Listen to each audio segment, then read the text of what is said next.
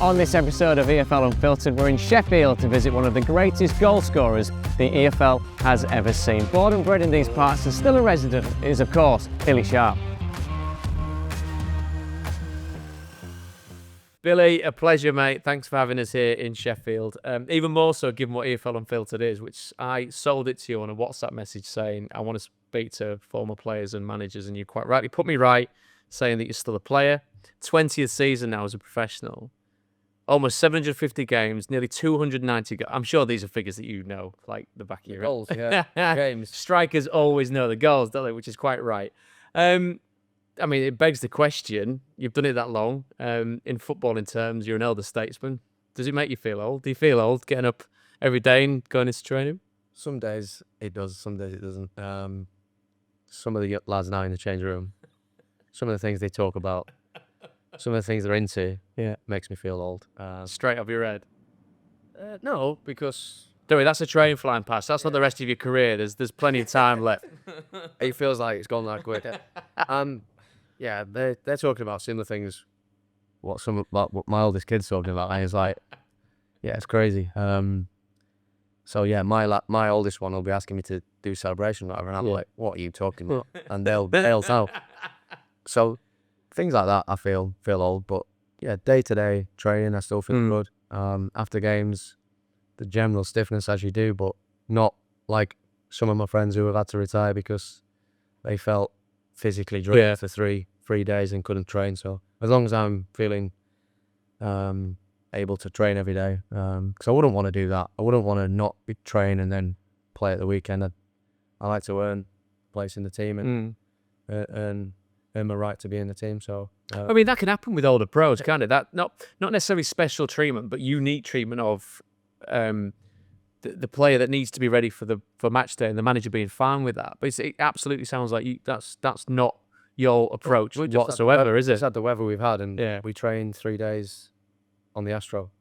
That was pretty tough. Yeah, just because of the surface. But managed to get through it. Touch wood, and back on the boggy grass today. So no, like it used to be. Yeah, like things like that is there's odd little bits of challenges, like you say, where might get the odd little thing where you don't have to do it. Yeah. No, I still feel able and fit enough to do what the 19, 20-year-olds are doing as well.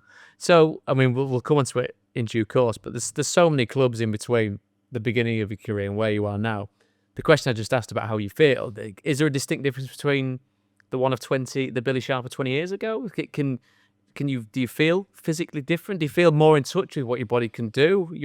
There's a mastery to it. Is that what it is? If you look at my haircut 20 years ago and the shirt I wore 20 years ago, you'd probably say I'm looking younger now and fitter now. So I certainly went through a period where 23, where I wasn't living right. I was probably taking the piss a little bit, and didn't probably know how lucky I was to, be doing what I was doing. So I had a few off-field problems, which everybody knows about, and I had to sort myself out a little bit away from football. So it held me back on the pitch, which, just looking after yourself more, eating better, stretching, doing the professional things you should do, really.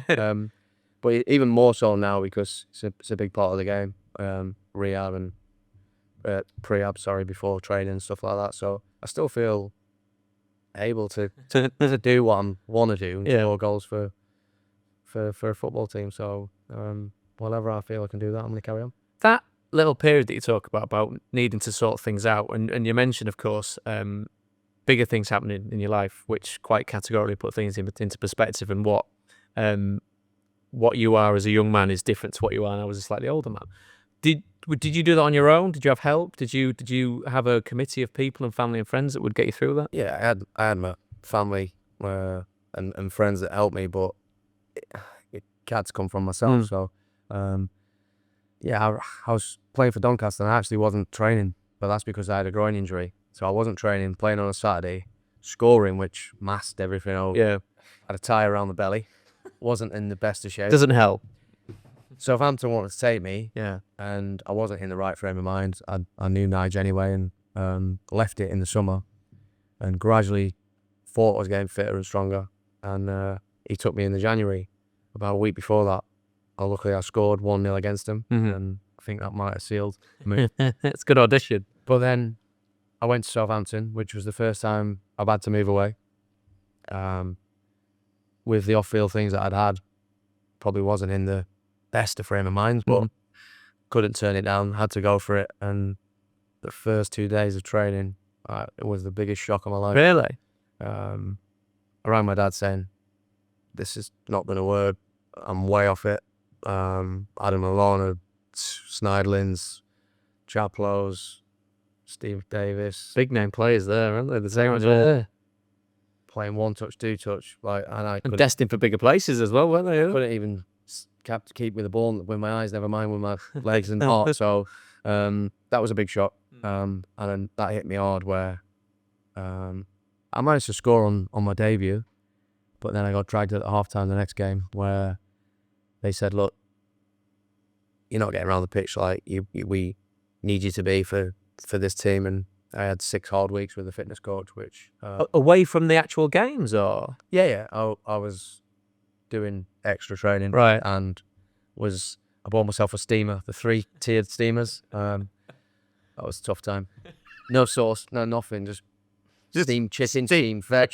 And yeah, that got me back in shape. Yeah. And family, friends and close ones got me back on the road and went on to score goals for Southampton and got promoted to the Premier League. So sorted itself out in the end.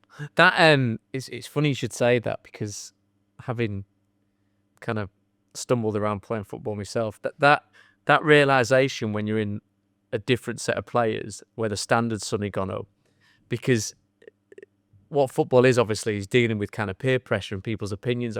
None more cutting than teammates, is there, in training, where you think I'm miles off it here and everyone else knows I'm miles off it as well. And I mean, it's an unbelievable kind of thought process to go, do you know what? I can see it. Almost kind of like, lads, I know. Give me a minute and I'll get up to the speed. lads were really supportive. Yeah. I was dubbed the fat lad from Sheffield at Doncaster, and I embraced it. Yeah. In the change room, I went into the change room at Southampton, and you look around and you think, we odd one out here. I probably need to, go in the gym a little bit. But yeah, I've always been on the stocky side. Yeah. But I feel as though I'm in as good a shape now that I've done, especially the last 10 years. Yeah. Anyway. So, which I had to do because I wouldn't be still playing to this day. So, and like I said, I think that is the way that football's gone. Yeah, completely. The stats and the physical side of things have really gone up. So, I had to do that. So, again, I wouldn't have played as high as I would have done for so long. I think as well that what I'm always keen to stress, if you're talking to people about football and becoming a professional footballer, yes, obviously the fundamentals of your technique have to be there, but there's careers that are made from being super fit, super reliable, and, as you say, being professional. We've all come across people like that. We could name a big list. No, you can, but you've got to play to your strengths. You got to realise what your attributes are. And yeah, I wish I was 6'2" and fast, and but I'm not. So you have to. Have to score nearly 300 goals instead to get you Stay as close as you can to the goals, and hopefully the offside rule is no longer counts. No, that's a straightforward. You mentioned your dad there, and that's an intriguing part about it, because being able to talk to him like that and you get an honest opinion. And I was, before coming to speak to you, there's been lots of things that I've read and watched, and what really stood out, we're sat here in Sheffield. Obviously, it's your home. It's the place where you made a name for yourself all over, but my word, you and Sheffield United, they go hand in hand. 5 years old when your dad took you to your first game. Yeah.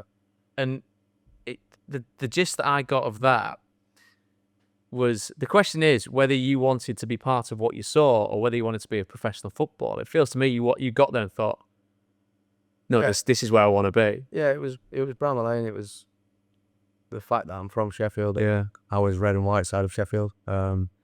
Everybody knows I've got friends and family, blue and white, and as I've got older, I've realised and respected, Sheffield Wednesday is a great club as well, and it's a credit to Sheffield for having 2 super teams and football clubs. I was grown up to hating that side, and I still tell my kids now when we drive past it, they hold the nose.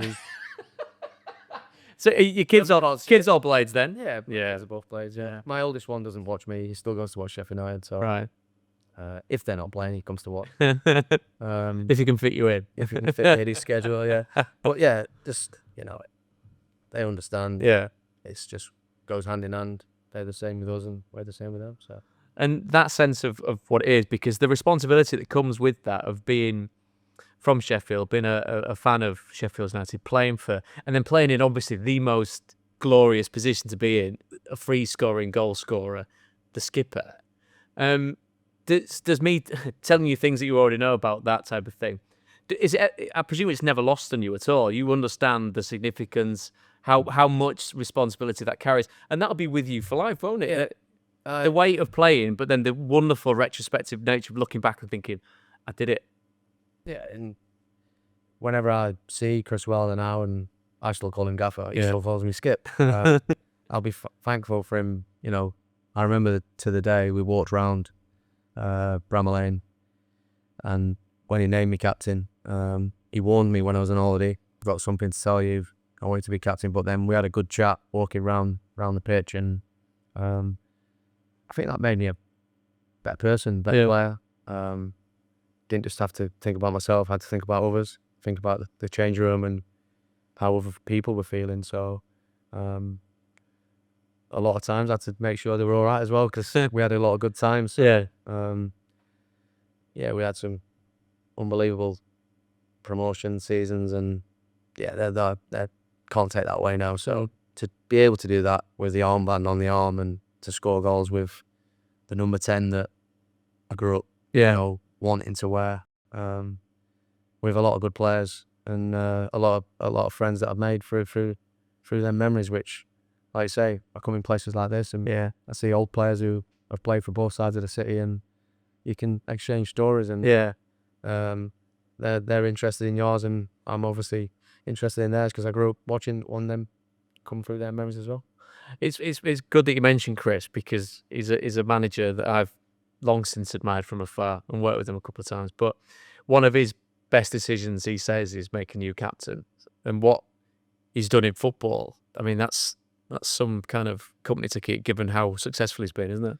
Yeah, and I think he's worked hard to be where he is, because the top of this road used to be a pub. It's now a Sainsbury's. He used to manage that team, and then he worked hard and got up the ladder, and don't know how many teams he's been manager of, but then he went away from Sheffield and worked his way up the leagues. And I remember him talking about Charlton or Sheffield United, and I think he was on the verge to, sign a deal with Charlton, but as soon as Sheffield United came in, he couldn't wait to give it a crack. And he couldn't have wrote it any better.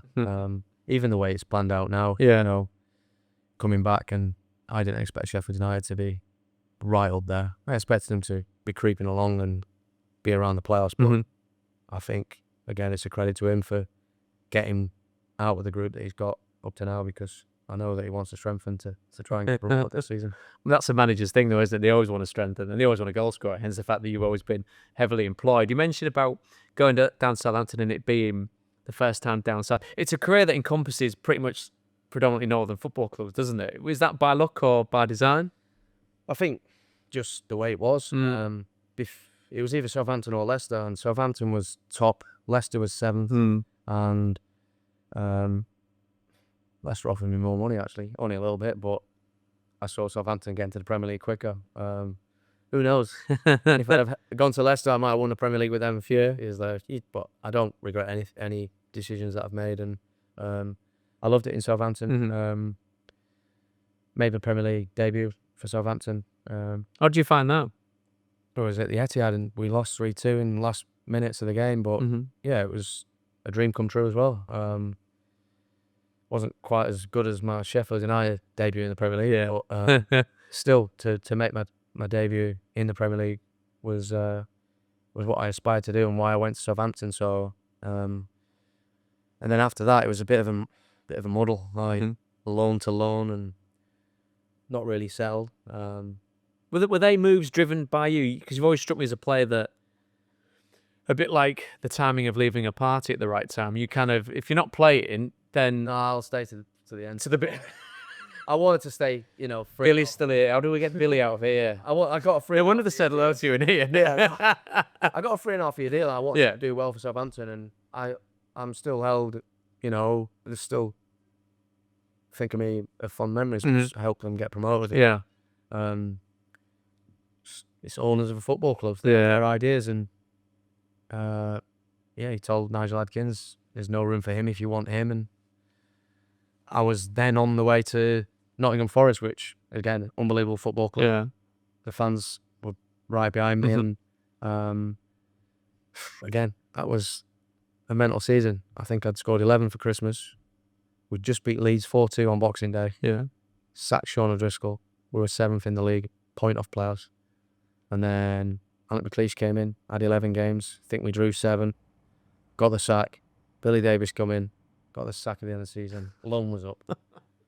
So you're looking around going, I don't know what to talk to now. Yeah. So again, I wanted to stay at Southampton. I wanted to stay at Nottingham Forest. The both was out of my hands really. And then that pre-season was tough because that's when Pochettino pretended he didn't speak English at all. I was knocking on his door. Yeah. Just let me train. I'm not in your plans. Just let me be professional, train, so I can be ready to go somewhere else. I was training with 4 or 5 of us, which wasn't great. Ended up going to Reading on one of the last days, where then ended up getting injured on the third day maybe because I'd not been training properly, and I was trying to fast track at Reading, and didn't work. So that took a slow one. Managed to get fit, scored on my debut against Charlton from a goal outside the box. Collector's item, mate. Close my eyes, yeah. And then another owner went missing in January. Couldn't sign papers to extend to the end of the season. Ended up going back. So that was a bit of a frustrating part of my career. And then I signed for Leeds. And another 3 managers in a season. But I mean, you could listen to this and go, it was obviously all Billy Sharp's fault. If people keep disappearing. I mean, again, another huge football club in this glorious county of ours. Given the number of clubs that you've been, and obviously you've doubled up, trebled up in some instances, have you ever been to a former ground where you're not well received? I get hints of Kevin Phillips here where nobody dislikes Kevin, but do you know why? Because you score a goal. Yeah, so the FA Cup game on Sunday was Hull. Yeah. It's the only club in my career I've not scored for, and that hurts me inside. Yeah. But I love my time at Hull. The lads were great. It'd help if you had more game time. I mean, Yeah, literally, yeah, if you're on the pitch for longer, then the manager, you'd have the manager was brilliant. Neil Lucini was great. We had a lot of great players as well. His recruitment was good, and we were a good team. So my chances were limited. But I had some chances in games. For my standard, I should have scored. I just didn't come off. Yeah. I thought I might have got jeered or booed, but I didn't. So fair play to them and thank them for that.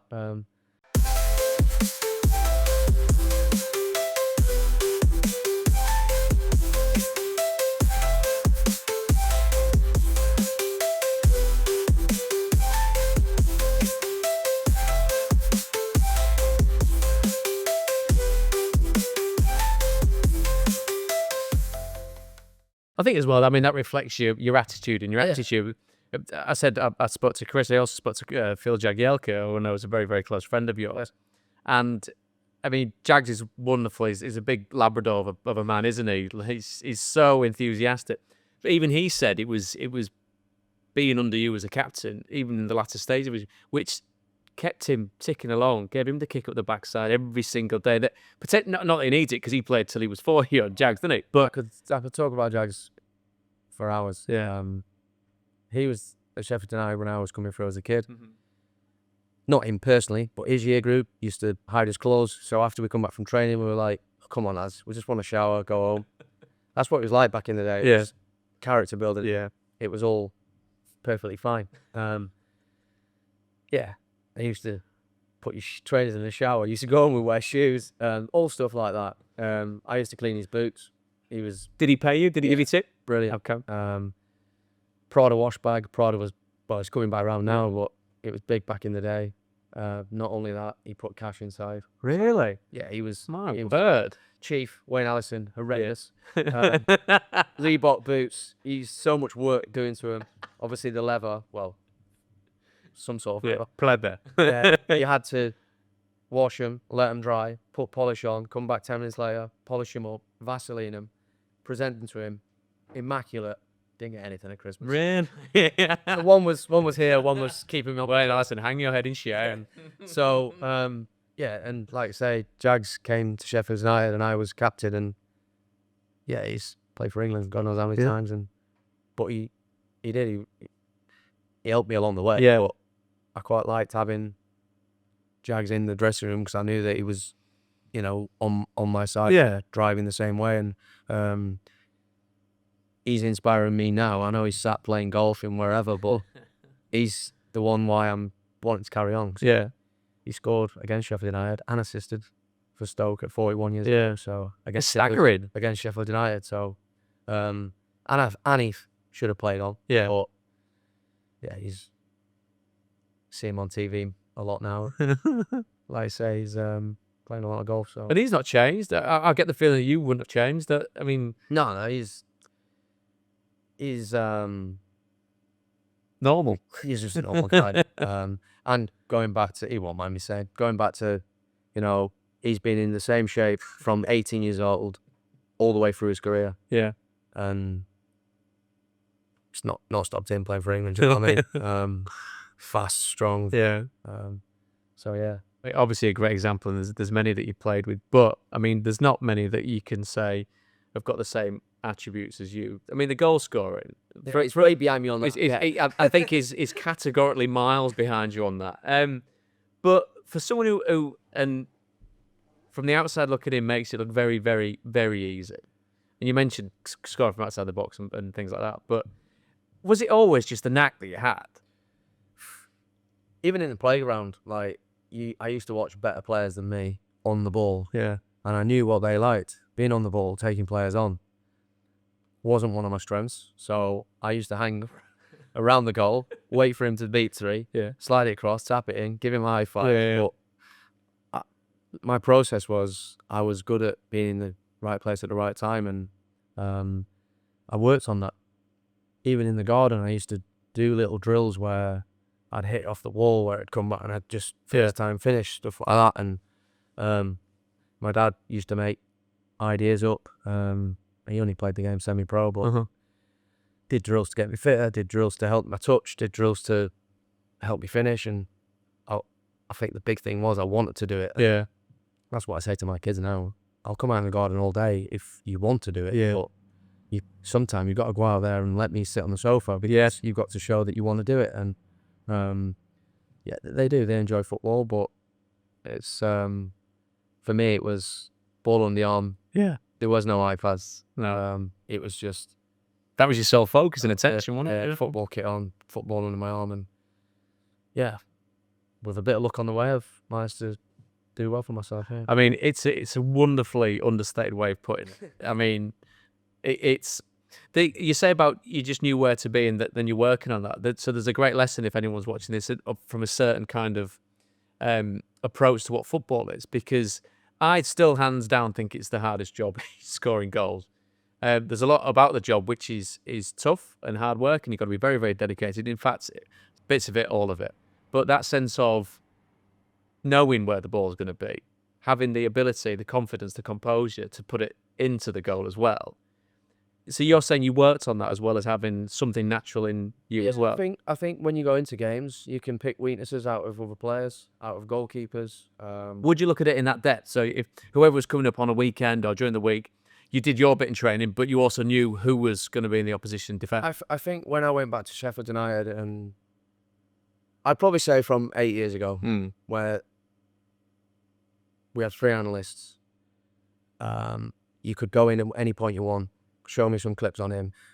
Before any game now, even like at Doncaster now, they've got clips of every player. Yeah. All you do is tap on them. You can see weaknesses, strengths in one centre half might be better than another. Play on this. Come on. Yeah, I think when I was 18, I think you just go out there and score goals. You think you're just invincible. You think you're invincible, play with no fear. I think that's a big one for a striker. When I'm not a confident striker, I'm not someone who has to be playing well to score goals. Yeah. I don't mind if that little thing in the corner of the sky and they go, he's had 7 touches all game. That's the Haaland debate, isn't it? Doesn't get involved in the game. You've scored 3 goals.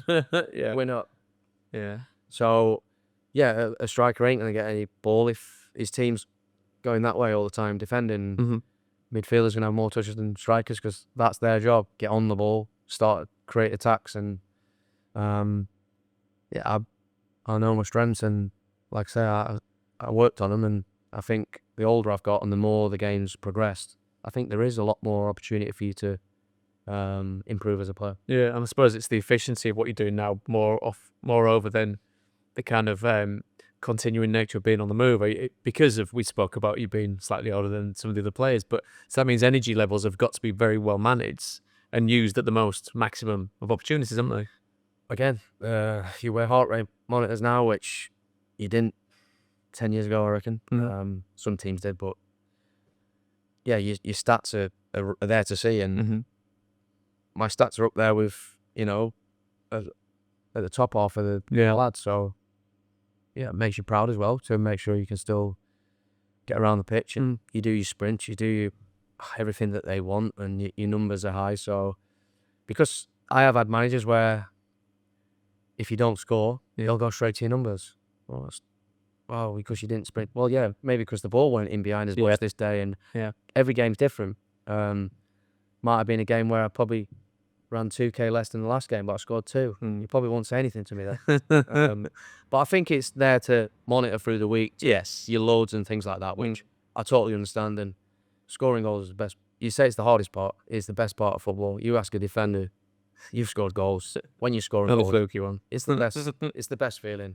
The joy it gives to the stadium, the fans, that's what football is. Yeah. Scoring goals. I suppose, I mean, and in the question I ask you now about when you kind of picture that, because having seen you at work and covered games that you've been in where, say, it's a winner at Bramall Lane and it's to help seal a promotion, or that type of feeling, can that be replicated anywhere else? And I'm not asking for any any familial secrets, but in the sense of that feeling right in the moment, can you feel it any other time? Does anything else do that for you? I play golf, I play snooker, I play darts. I'm seriously trying to hit a 180 in a minute, but it's not going to give me the same feeling as on a goal.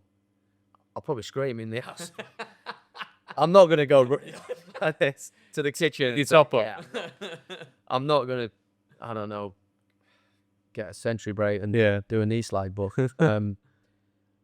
maybe snooker players, darts players, they do. I can see the joy that they get from when they do that, but yeah, I think you only know if you've been and experienced it. And yeah, scoring goals is the best feeling about football. And at Bramall Lane in front of the Cop End winners, a tiny little bit extra special. But even when I went to America to score a hat trick, my lad said to me on the plane on the way there, Dad, you've got to try and score an hat trick so we can get a different ball rather than an MLS ball. An MLS ball.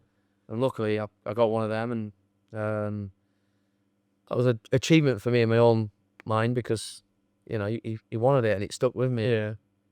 As soon as I got that, I gave it him, and he was buzzing with it. So I mean, that to mention LA for a second. Obviously, we're talking all things EFL, but we've worked in different places, and I've asked you about it. Quite the gear change. I mentioned all these northern clubs. Next minute you're in California. Yeah. Couldn't have gone to a better place in the area, really. The lifestyle was, for my wife and kids, was unbelievable. The oldest one was a bit nervous about going, again, from watching iPads. But yeah, we embraced it, and we luckily had friends and family that came over, and my dad's... I wonder why. My dad's never been to America. He's not really fond of Americans, Yanks and all this way he's like, and I'm like... he loved it. He's like, this is unbelievable. Yeah. Brilliant for your kids. He wanted me to try and stay a little bit longer so he could have come over again. Yeah. But apart from missing a few of the games, which he hasn't done for the rest of my career, he enjoyed it. But it was quite a change because first time in my career I've been out of contract, free agent, sat on the sofa, having a shandy, few nuts, watching the scores come in, and I was like, my missus was like, this cannot happen. This can't happen any longer. I was like, well, I'm not going to Rotherham. Yeah. They wanted me, even though it was ideal location. Unfortunately, I knew what was going to happen for them that season, and it did. And sat there for another game, I think, on the sofa the next week, and got a message out of the blue from James Beattie. Yeah. He said, "Oh, someone at LA wants to give you a text." I went, "Oh, do they want to sign me?" Being sarcastic, and he went, "As Beats would." No, I don't think so, mate. Yes. I went, all right, cheers. I'll give him the text. Yeah. Gave him a text. It was the fitness coach who used to at Sheffield United a few years ago, Tom Williams, and he's like, he just said, "Would you fancy coming over?" And I was like, "Yeah." Well, how do I? Yeah. What do I do? How does that work? Yeah, how does that work? And he was like, "Well, you'd have to get this, you'd have to do this, and blah blah blah." Happened really quick. Yeah. Put the shandy and nuts down. Was told the kids. Oldest one started crying. I was like, Really? Just instant burst into tears. yeah. Oh. He just didn't want to leave his friends. Didn't Bless want to leave his computer. Yeah, Like, yeah. just leave that Yeah. there, and we're going to have a extended holiday. Yeah. Got on the plane. Landed in LA. Went for a family meal 10:30 at night after they put us up in the hotel, which was a bit surreal. Yeah. See like the beach in the background, and went into work the next day, and the only player I knew was Maya Yoshida from Southampton days. And he was. Did they know of? They must have. So effectively, they know of you, don't they? Come on. Douglas Costa, when I walked to the change room, was like, "Billy Sharp," like, and I was like, "What?" And then he used to call me Harry Kane because I think Harry Kane stands around the goal, scores goals. I did, but no, Not a bad nickname. to experience, like, just even be around people like that was amazing, and short but sweet, and enjoyed it, and came back to the EFL in the January to Hull. Well, Hollywood to Hull. I mean, that's all. Yeah. What was the reaction of the kids when you came back to Yorkshire? So, yeah, my youngest one, he cried because we're coming up. My oldest one, No, pleasing these kids. had enjoyed the time, and it wasn't as bad as he thought it was going to be, but he was happy to be coming on, to see his friends. And family as well, I bet. Yeah. That's a big thing for you, isn't it? And then I didn't really know what I was going to do, and Liam Senior tried to say to me he needed a few missing pieces, which I then realised it was Liam Delap he signed, and somebody else he signed, and then didn't end up taking me, so that's why I went to America, which he came back and says, "Look, do you want to sign till the end of the season?" I was like, "Yeah, I'd love to." And like I say, he was brilliant with me, and I learned a lot from him, and I think he's a really good manager. Yeah, definitely. I think he'll be back in England when he gets a chance. But yeah, like I said, the change room was unbelievable. Louis Coyle, the captain there, made me feel really welcome. Some top lads, some good players as well. Just gutted I didn't get that goal for the club. Which it hurts me because I can tell. And is it professional pride? Is it a sense of pride. Yeah, right. I didn't start enough games as I'd like to have done. Yeah, I had a couple of chances. Rotherham away, header. It's funny how And it'd be goal scorers. You've always got Sheffield one. one as well. Yeah. Regan Slater from Sheffield, he whipped it in. Yeah, Headed it into the ground as you get taught. yeah. And Johansson saved it. So that was the one that stands out where I should have probably scored, but wasn't meant to be. So then, obviously, you are kind of a certain age at the back end of being at Hull, but you find yourself back at Doncaster Rovers, and then is it that drive to just score more goals? I mean, it's as we know, it's a glorious profession. You get paid for staying in shape. You get the benefits of that in the best nick of your life, basically, because you've got the maturity to go with that. It doesn't feel to me like there's any form of end in sight. I was going to apply for your job. Hey, the more the merrier, mate. We can swap. This chat lasts 5 minutes if you start asking me questions. I was on holiday and my wife was saying, "Do you want to stop?" And I was like, "No." She was like, "Well, you're Asian to do like something then." And What I it's was paid for. yeah, but I was like, the window's getting smaller and smaller now. I'm getting older. I've got kids. I don't want to be away from them. I don't want to up and move them, even though we went to a different continent. Yeah. But yeah, it was one of them. Like, it needed to be right, and Doncaster's not a million miles away. I dropped down the leagues, which again,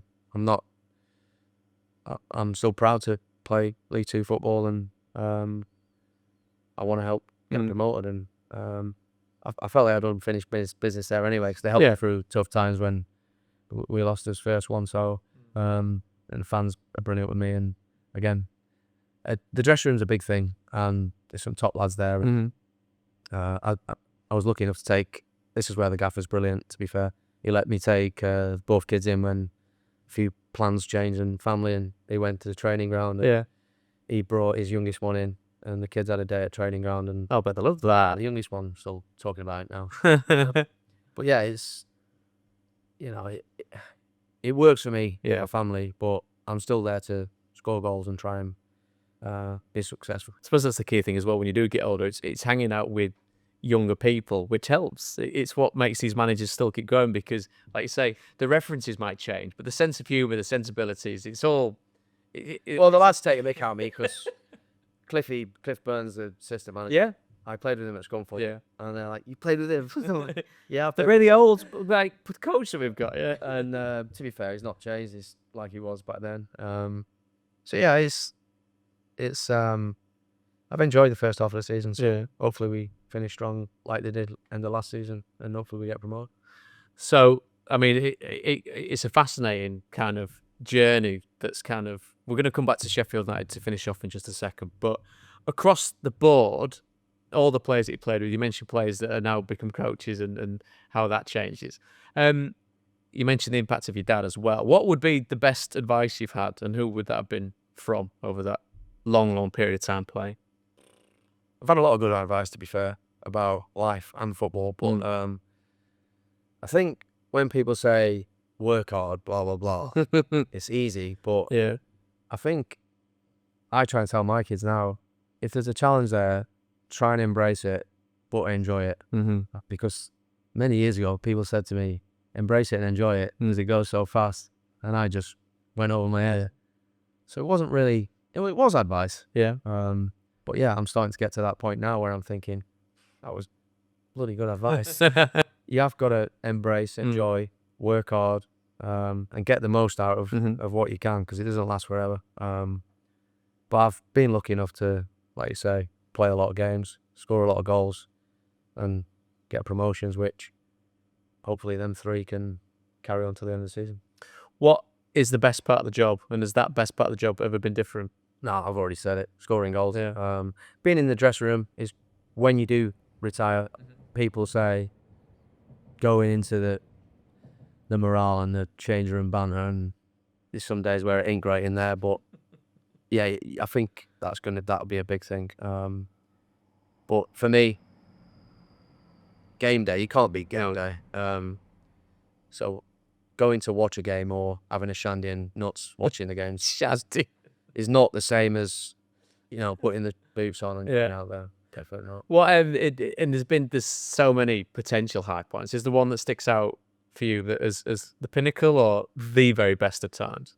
I don't know, the 5 years of Sheffield United where waking up, driving to Brownlow Lane, scoring goals, winning games, promotions to go with it. Sometimes I don't believe it happens, Almost like always dreamlike. Yeah, scoring 100 goals for the club I support is, on a personal level, it's probably the biggest thing. It's a ridiculous. It's Roy the Rovers stuff. It's like you say, you're still in the city. The landmarks are exactly the same. Bramall Lane's not changed. No. The city has developed and evolved in different ways. Some of it is still as it was 100 years ago.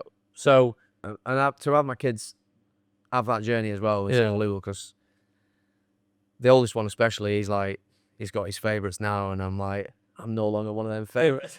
But yeah, he's growing up, and I'm, overseeing him, his love for Sheffield United as I had as well. So, no, when I left the first time, that was tough, because I thought I might never put this shirt on again. Yeah. Luckily, I did it many more times. And then some when they put the shirt back on again. That's the yeah, thing. and for how it went, and the armband, which I'd never been a captain before. Yeah. So, and I understand why he did it. I don't quite think he'd have thought he was going to go as well as he did. Yeah. But and I also had some bad times with the armband on. I've had many a dressing down from him, which That's what happens though, doesn't it? If you become the beacon of the good and the bad. So everyone's sat in the dressing room thinking, oh, well, if he can tear strips off Sharpie with the armband on, then none of us are safe.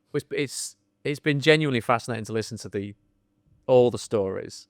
And given I'm a Hull boy, so Yorkshire is a big part of both of our lives, and it was always a thrilling thing to see all the teams on goals on Sunday and what they'd done in the previous day.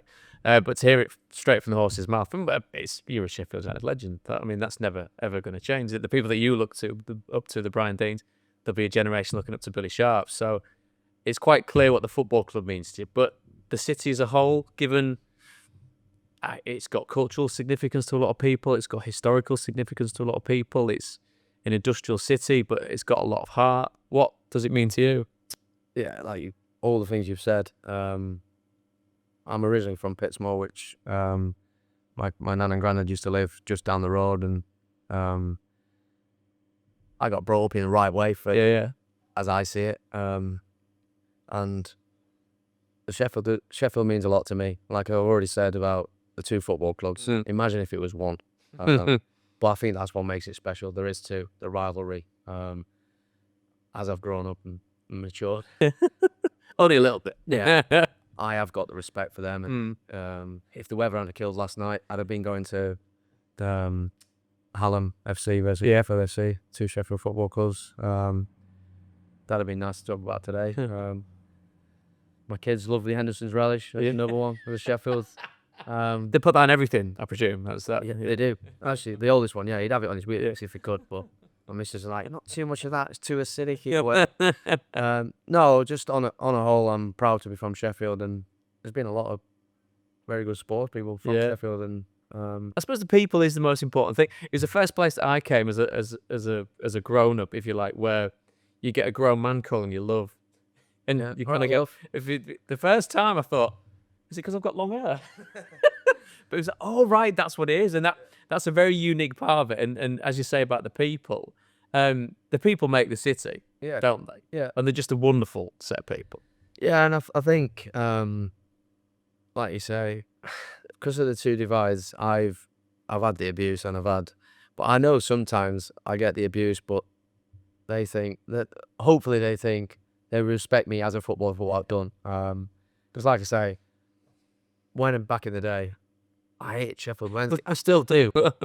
It was different back then. But like I see David Hurst, Chris Waddle, and I understand what they are to Sheffield Wednesday. And Chris Waddle broke my heart when I was young at Wembley after 36 seconds. So I've been through the tough times with the football side of things with that as well. But to get my own back, being a player, the rivalry is good, and the football side of things is a big part of the city. But like you say, the people as well is.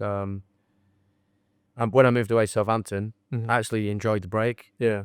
But then when I came back, I actually realised how much I'd missed it. And like I say, all them people what I've said, even the likes of Tony Curry, the legends of Sheffield United, they've all stayed and lived in Sheffield, which they all say the same as you have.